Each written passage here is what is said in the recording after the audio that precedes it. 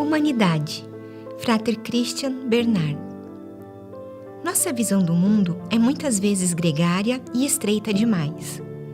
Nós nos dizemos europeus, africanos, americanos, asiáticos, etc. No entanto, somos todos membros da mesma humanidade. A noção de humanidade sempre foi abstrata. Entrou na história como a reunião de todos os homens. Victor Hugo a imaginava radiante e reconciliada.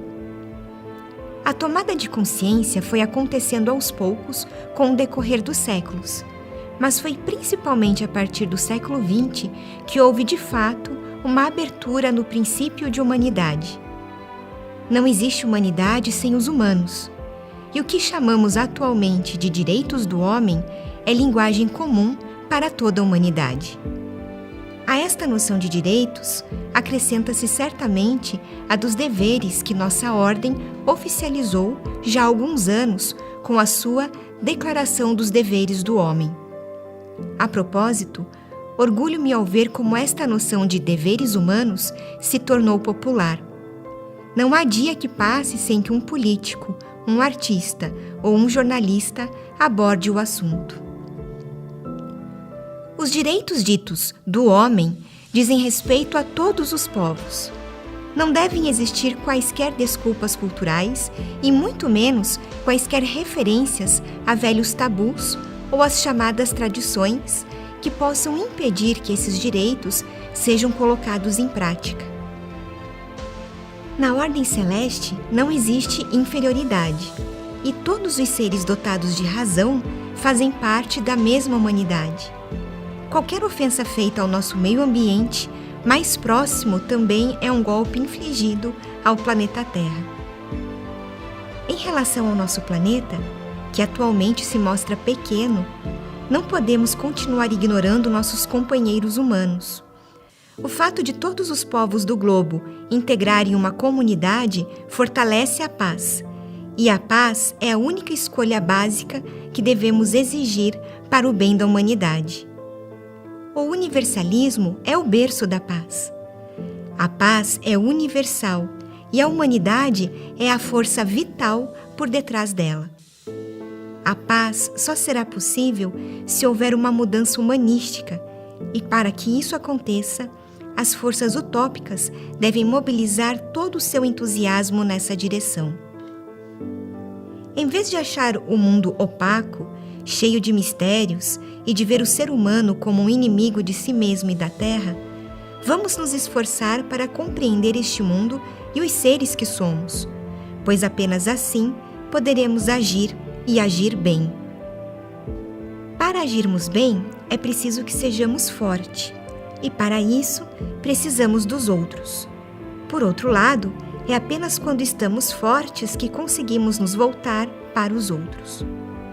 Devemos, portanto, nos familiarizar com este paradoxo para compreendermos e amarmos a humanidade. Esta humanidade cuja história tem estado em permanente conflito com Deus. E se não fosse Deus quem tivesse feito o homem à sua imagem e semelhança, mas o homem que tivesse criado Deus à sua imagem, vendo em Deus o reflexo de sua própria natureza? Adorado ou negado, ainda assim, Deus permanece presente no coração dos homens. De minha parte, não consigo dissociar divindade de humanidade. Acreditar na humanidade não exclui acreditar em Deus ou nas grandes forças cósmicas. E, no entanto, muitas vezes tem-se a impressão de que, nos dias de hoje, o homem só acredita em si mesmo, que o orgulho sufoca e que ele caminha sozinho, sem se importar com o Criador Todo-Poderoso. Alguns dirão que se libertarem dele, outros que ele está caminhando para a decadência. Na inocência da infância, acreditamos que o mundo se divide entre o bem e o mal, mas mais tarde percebemos que as coisas não são sempre ou pretas ou brancas. É o princípio do yin e yang, que se impõe e se apresenta a nós de forma evidente. Mas o fio que separa o bem do mal, seja visível ou invisível, está sempre presente, e um número enorme de pessoas caminha sobre esse fio de navalha sem ousar descer e passar para o lado bom. Sempre existe aquela desconfiança, aquela hesitação e aquela dúvida. Como disse anteriormente, é preciso compreender melhor e se familiarizar com o nosso mundo para dar o justo valor aos humanos que somos.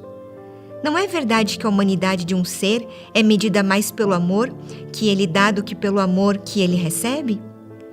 Como nos aconselharam já em outras épocas, amemos então o nosso próximo, aceitemo-lo como tal como é, mesmo que não seja como somos. Aceitemos que ele está enraizado num pedaço de terra e, portanto, numa história, mesmo que essa não seja aquela em que nasceu, nem aquela onde seus ancestrais nasceram. Muitas vezes, pertencemos a um local de que gostamos e onde nos sentimos amados. Vamos aceitar a mão que nos é estendida e vamos aprender a estender a nossa. O outro pode muito bem ser um amigo e não necessariamente um perigo. Compreender e aceitar o outro é também compreender e aceitar a si mesmo e vice-versa. É claro que tenho consciência de que os homens e mulheres que povoam este planeta em que estamos podem parecer, em certos aspectos e certas circunstâncias, fracos, irresponsáveis e perigosos. Mas, apesar das constatações aparentemente negativas que possamos fazer todos os dias, o humano e sua humanidade continuam sendo um maravilhoso mistério e devemos nos reconciliar com ele e, portanto, com nós mesmos.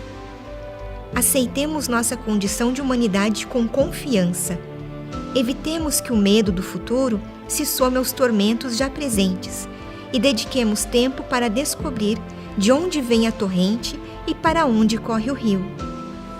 A nobreza do homem está em esperar e trabalhar para a realização de uma obra que muitas vezes nem vai ver concluída e da qual ele mesmo não se beneficiará. Mas, longe de ser desencorajador, este pensamento deve nos ajudar a construir um mundo mais bonito, sem nos preocuparmos com o tempo que isso possa levar. Não devemos desconfiar da facilidade? Muitas vezes a dificuldade é o primeiro passo para a qualidade. Dizemos que a eternidade é a ausência do tempo, e por isso, agindo como construtores, quando deixarmos a vida, onde reina o tempo, para retornarmos à eternidade, onde reina o espírito do nada e do infinito, acompanhados pelos grandes relojoeiros, os mestres da ampulheta, que incansavelmente guardam o caminho dos homens, desde o nascimento até a morte e vice-versa, viajaremos em completa tranquilidade de espírito, com a sensação de termos sido úteis. Esta noção de utilidade, um pouco pragmática demais, nunca tinha me tocado o espírito, até o dia em que, por acaso, durante uma caminhada, meu olhar pousou sobre um epitáfio que dizia: "Este que deixamos aqui sob essas folhas foi útil." Este encontro me levou a refletir sobre essa sensação de ser útil que os seres humanos trazem em si. Quantas vezes ouvimos ao nosso redor: "Não sirvo para nada, não sou útil nem para os meus, nem para a sociedade", e etc. Este sentimento de fracasso, de impotência e de descontentamento, muitas vezes injustificado e sem fundamento, prova que o humano é naturalmente levado por uma necessidade de construir e de ser útil ao seu próximo. Podemos ser úteis. Sejamos uma luz e uma voz a serviço da humanidade. Unidos num só coração, aceitemos nossa condição humana. E quando chegar o momento de partirmos, não reneguemos nossa humanidade, não partamos descontentes com a vida e o façamos de forma que o nosso último olhar pouse em rostos sorridentes. Já que estamos falando de humanidade, gostaria de concluir com um extrato do texto de Jacques Brel, artista humanista que adorava provocar Deus e que tinha em relação aos humanos um olhar pleno de ternura. Se tu fosses o bom Deus, darias festas para os indigentes. Se tu fosses o bom Deus, não economizarias o céu azul. Mas tu não és o bom Deus. Tu és muito melhor. Tu és homem.